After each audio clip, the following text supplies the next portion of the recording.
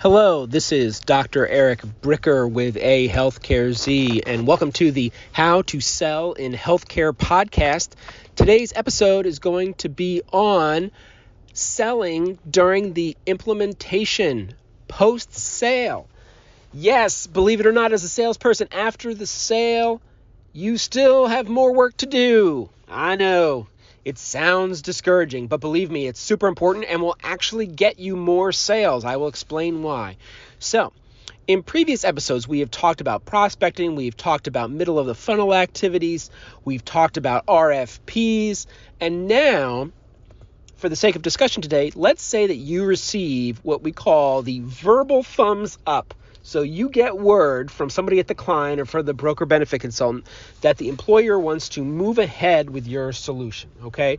Now that is the key determination of when to begin the implementation process and when to begin to involve account management or implementation or however your particular organization does it. Now, you don't use a signed contract as the quote-unquote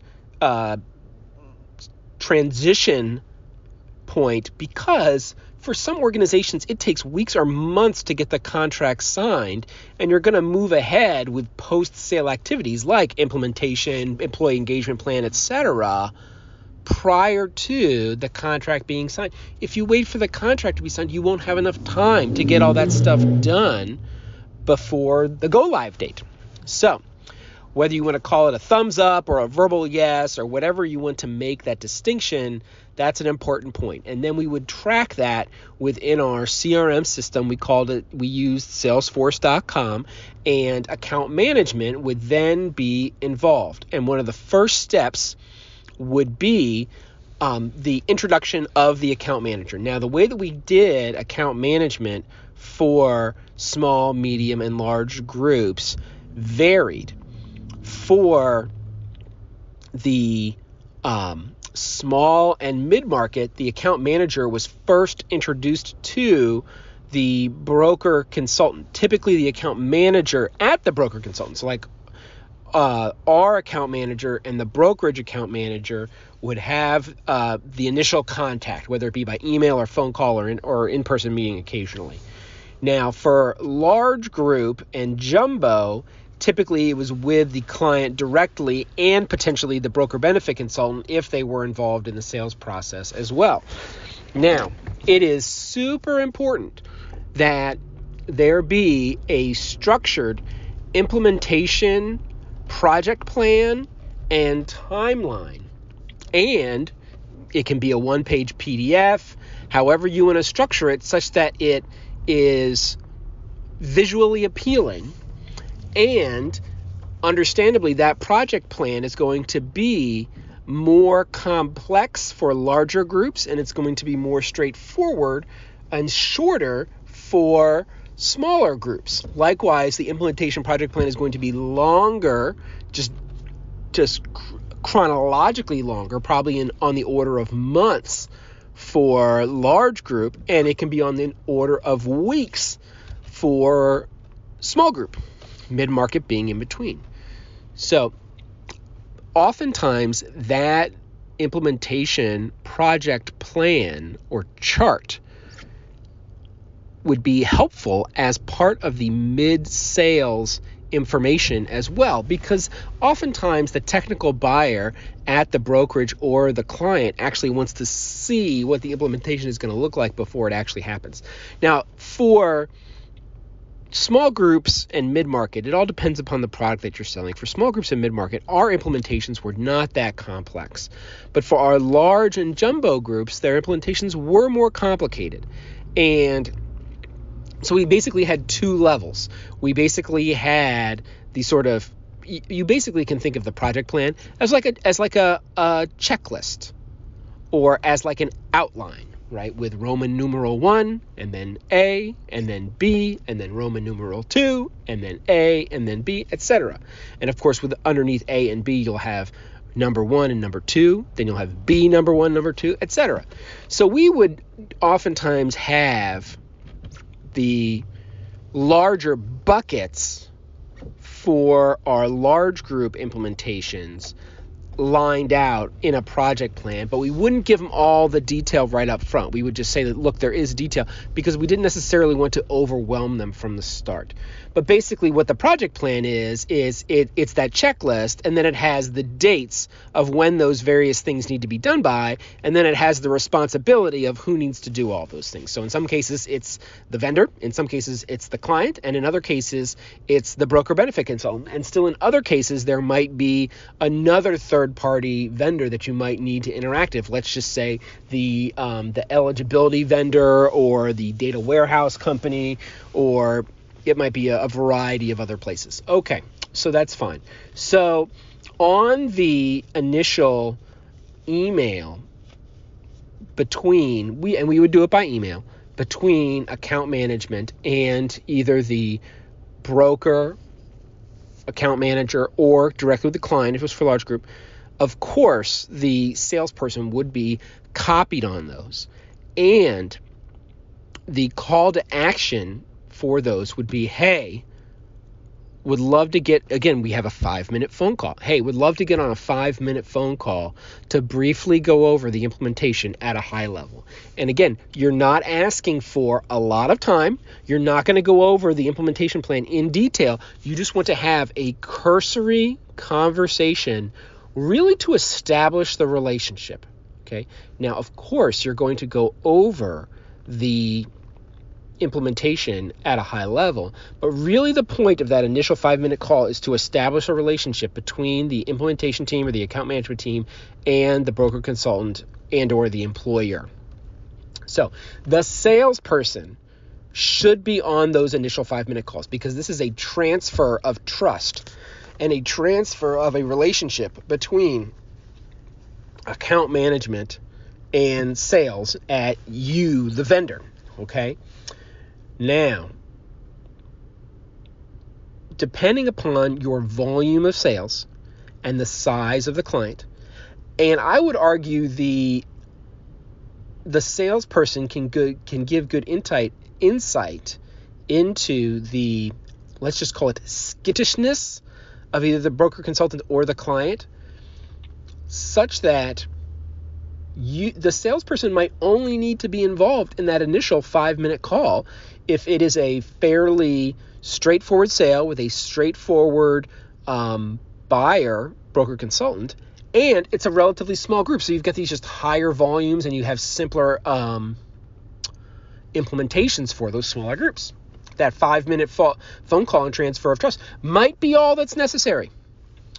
However, especially for the mid-market and guaranteed for the large group and jumbo market, the salesperson will need to be on subsequent calls and or webinars as well. So just like in the sales process, you had that initial 5-minute call, and then the call to action at the end of that 5-minute call is, can we pull up our Outlook calendars, Google Calendar, whatever you use, and can we then set a date and time for a longer deep dive on the implementation? And one would ask for 30 minutes. Maybe you can ask for 45 minutes or an hour, depending upon the size of the client. For jumbo clients, they would never expect to have an initial 30-minute conversation about the implementation, because they're so large and complicated that, an hour-long conversation, that's pretty short. So it can be variable, but you're shooting for a half hour to an hour. The salesperson needs to be on that call as well, oftentimes because additional parties, either from the broker consultant or from the employer, will also be, because oftentimes during the implementation, the employer or the broker consultant, they might be bringing in their own sort of implementation people who have not been previously involved in the sales. So you're going to have new people on the call. And guess what? Oftentimes, those new people that are coming on the call, who might not have been involved in the sales process, have no idea what they're getting themselves into. So that happened for the large and jumbo group. That happened probably the majority of the time.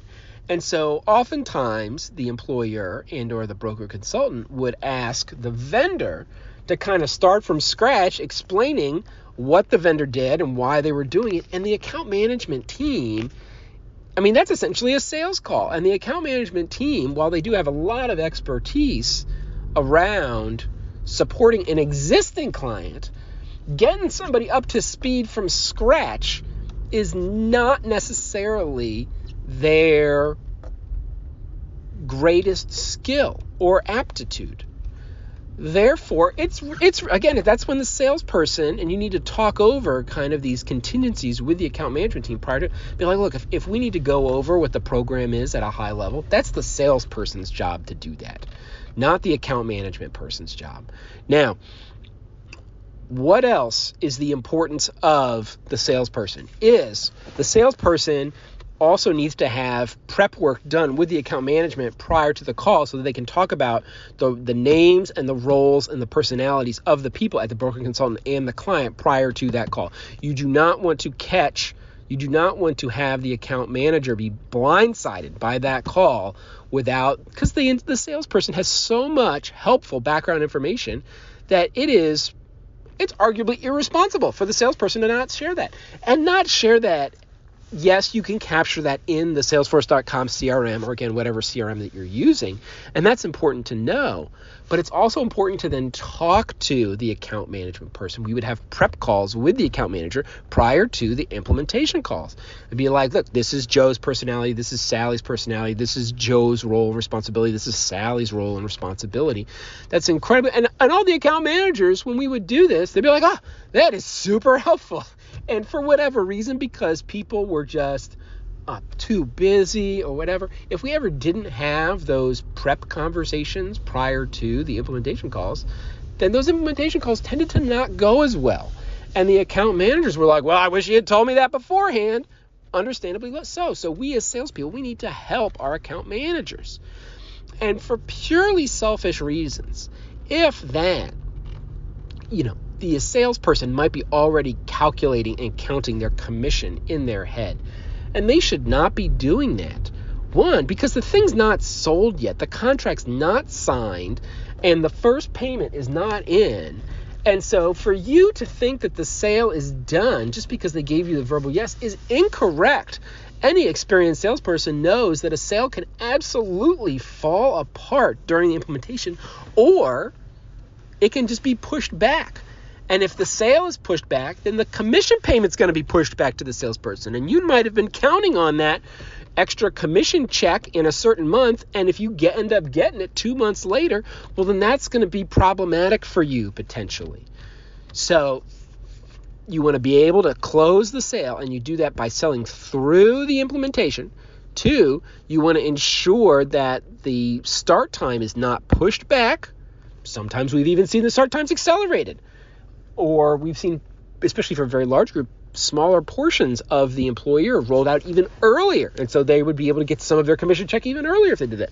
And then 3rd, it will absolutely help with future sales through the broker consultant. If you're doing channel sales, let's say mid-market, this is classic for groups 200 to 2,000, that if we had a bumpy implementation, the broker consultant would say, well, let's see how it goes. And the let's see how it goes might be 6 months to a year before they then take your solution and want to propose it to their other clients.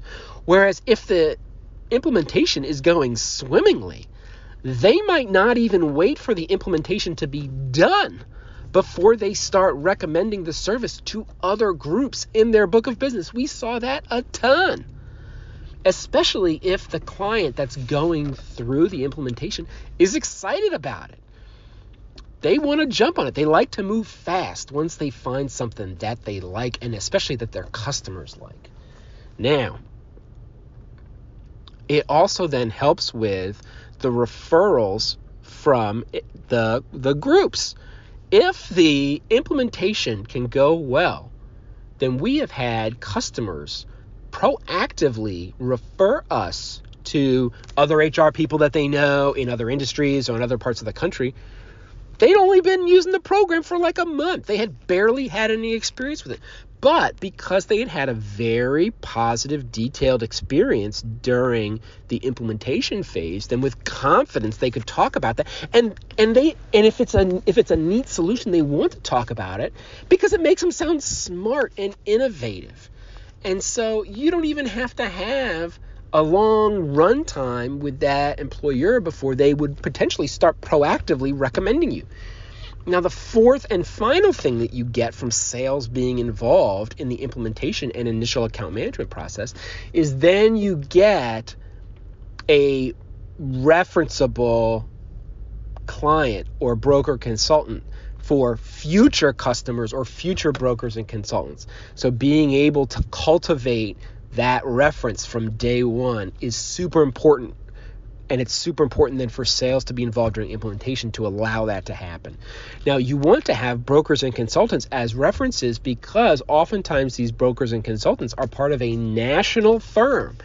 And these brokers and consultants, sometimes they know each other, sometimes they don't. But if you've got a relationship with brokers and consultants out of the Chicago office, and then you have initial prospects and leads in the Los Angeles office, well, then you would love for the Los Angeles people to talk to the Chicago people, and you can either name drop or you can, you could be like, hey, this is, more of a formal reference, or they just might spontaneously call these people. You don't know when they talk to each other at conferences or who knows each other. Oftentimes they don't know each other, but if they do, all the better.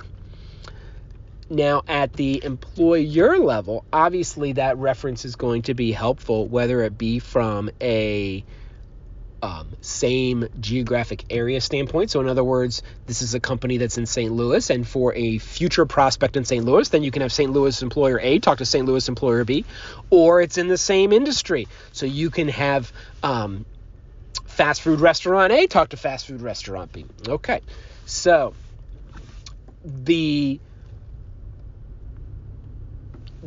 let's go through some challenges now with sales being on those account management calls. Typically, especially for the more complex implementations, the project management process is handled by somebody who has project management expertise. They tend to be very detail-oriented, very meticulous. They tend to be task-oriented with some skills with relationships, but maybe not as skilled at the relationship side as the salesperson. And that's understandable because they're so good on the project management that they shouldn't be expected to be as good on the relationship side. Likewise, you would never want a salesperson to run a project, right? Salespeople are probably horrible at running projects, but they're really good at relationships. So don't expect too much from people. That being said, there will absolutely be times then during the implementation where the implementation project manager or account manager, or maybe not even be a person from operations, is so focused on the tasks that it's to the detriment of the relationship. In other words, they might not be as, let's say, sympathetic as the other work requirements, as the other vendors that they have. They might not be as persistent in the follow-up. So if you're in sales, we sort of naturally know that if somebody doesn't call us back within a day or emails back within a day, then we need to reach out to them again. And the project manager, the account manager, they might not have that mentality or that skill. And they'll be like, well, I emailed them last week. And the salesperson will say, okay, well, did you hear back? And you're like, no, I'm still waiting to hear back. Well, shoot, if they haven't called or emailed you back in a week, they probably are not going to, and you need to ping them again.